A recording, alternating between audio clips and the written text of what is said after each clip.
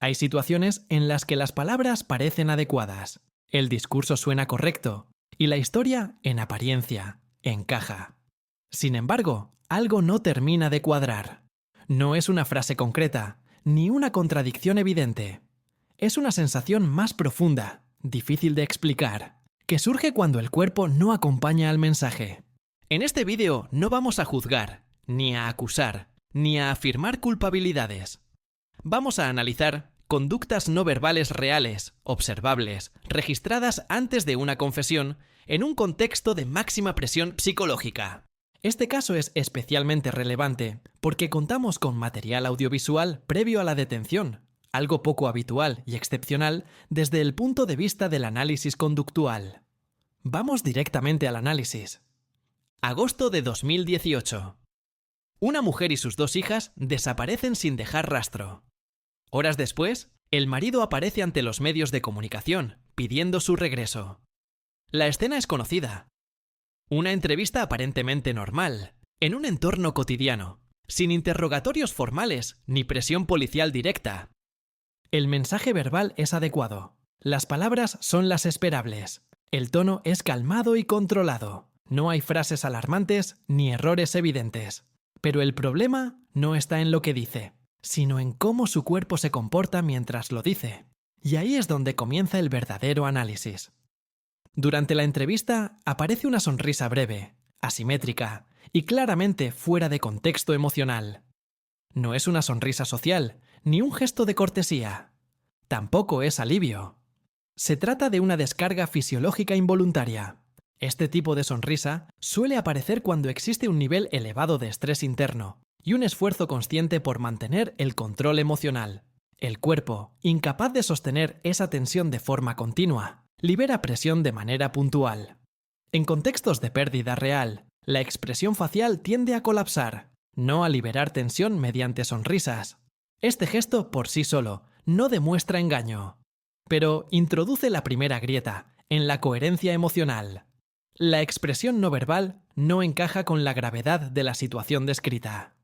Cuando el cuerpo sonríe donde cabría esperar angustia o desorganización emocional, algo empieza a desalinearse. Si ampliamos el foco y observamos el cuerpo en su conjunto, aparecen otros elementos relevantes. El tronco permanece rígido, los hombros se mantienen elevados y la movilidad espontánea es mínima. No hay balanceos naturales ni cambios posturales relajados. Todo el cuerpo parece contenido. Este patrón es característico del hipercontrol conductual. Cuando una persona teme cometer un error, reduce el movimiento, limita los gestos y mantiene una postura estable de forma artificial. El cuerpo entra en un estado de vigilancia constante. El dolor genuino desorganiza el cuerpo. El estrés auténtico rompe la postura, altera el ritmo y genera movimientos descoordinados. Aquí sucede lo contrario. El cuerpo está excesivamente organizado, como si cada gesto estuviera siendo supervisado. Ese nivel de control no es gratuito. Consume recursos cognitivos y genera una tensión fisiológica sostenida, que con el tiempo acaba manifestándose. Las manos aportan información adicional. Permanecen entrelazadas, ocultas y en contacto constante entre sí. Este tipo de autocontacto repetitivo no es casual. Es un mecanismo automático de regulación del estrés. No indica mentira.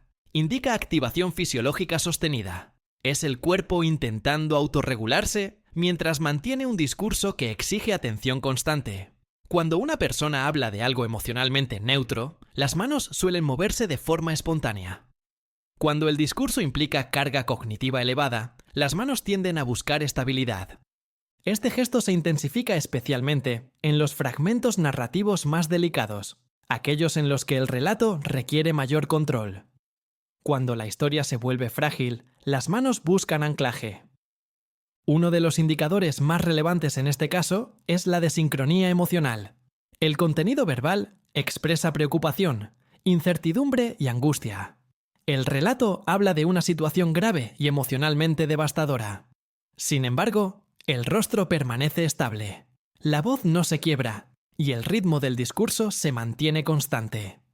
En situaciones de pérdida real, es habitual observar fallos en la voz, pausas involuntarias, bloqueos emocionales o cambios bruscos en el ritmo del habla.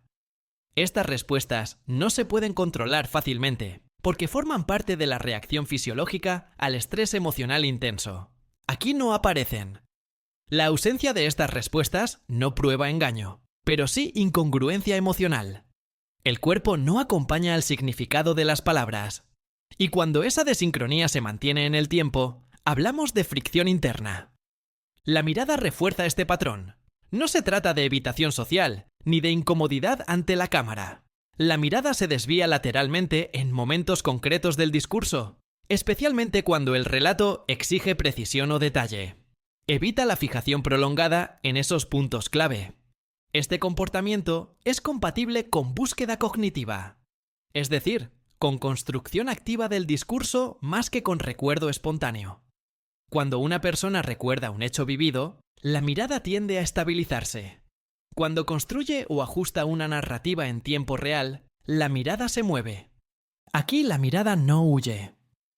Procesa, busca, calcula. Y ese esfuerzo cognitivo se hace visible. Es importante detenernos en una aclaración fundamental. Ningún gesto aislado demuestra culpabilidad. El lenguaje corporal no funciona por señales únicas ni por interpretaciones simplistas. El análisis conductual se basa en la acumulación de indicadores observables en un contexto concreto. En este caso, lo relevante no es un gesto específico, sino la suma constante de patrones compatibles con hipercontrol corporal, estrés sostenido, incongruencia emocional y desajuste entre discurso y expresión. Cada uno de estos elementos, por separado, es ambiguo. Pero cuando aparecen de forma reiterada en un contexto de alta carga emocional, el patrón adquiere relevancia analítica. El cuerpo no confiesa, pero sí se defiende. Y cuando una persona invierte tantos recursos en controlar su expresión no verbal, lo que observamos no es calma, sino conflicto interno. Mantener una narrativa controlada tiene un coste fisiológico que, tarde o temprano, acaba manifestándose. En este caso, esa fricción era observable mucho antes de cualquier confesión. No porque el cuerpo revele la verdad de forma mágica, sino porque sostener un relato bajo presión exige un nivel de control que el organismo no puede mantener de manera indefinida sin dejar rastro. Este análisis no busca sentenciar ni sustituir a la justicia. Busca comprender cómo, bajo presión, el comportamiento humano muestra tensiones que el discurso intenta ocultar. Cuando palabras y cuerpo dejan de ir en la misma dirección, la incongruencia se vuelve observable, y ahí es donde empieza el verdadero análisis conductual. Si te interesa el análisis de casos reales, interrogatorios y entrevistas desde una perspectiva técnica y objetiva, suscríbete. Antes de terminar, quiero que te quedes con algo esencial si estás escuchando este análisis. El objetivo no es que aprendas a señalar culpables, sino que mejores tu forma de observar. Y observar bien implica cambiar el foco. Empieza por dejar de buscar gestos aislados. Una sonrisa, una mirada o una postura concreta no significan nada por sí solas. En comportamiento humano, lo relevante no es el gesto puntual, sino el patrón que se repite dentro de un mismo contexto. Cuanto más insistente es un comportamiento, más información aporta. Pon siempre el contexto por delante del gesto. Pregúntate qué emoción sería razonable esperar en esa situación concreta y compárala con lo que realmente observas. El análisis nace cuando lo esperable y lo observado no encajan, no cuando intentas interpretar emociones sueltas. Fíjate en el esfuerzo, no en la emoción. No intentes adivinar lo que alguien siente. Observa cuánto control parece ejercer sobre su cuerpo, su voz y su postura.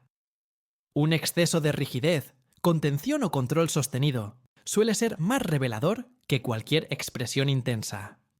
El cuerpo cansado de sostener un relato acaba mostrando el coste de ese esfuerzo. Por último, presta atención a la coherencia entre canales. Palabras, rostro, voz y cuerpo deberían contar la misma historia. Cuando alguno de esos elementos se desmarca de los demás de forma reiterada, no saques conclusiones rápidas. Limítate a detectar la desincronía. Las incongruencias sostenidas dicen más que cualquier gesto llamativo. Si te llevas algo de este vídeo, que sea esto. El lenguaje corporal no ofrece certezas absolutas, pero sí señales de fricción. Y aprender a detectarlas te permite escuchar más allá de las palabras, sin necesidad de juzgar ni interpretar de forma precipitada.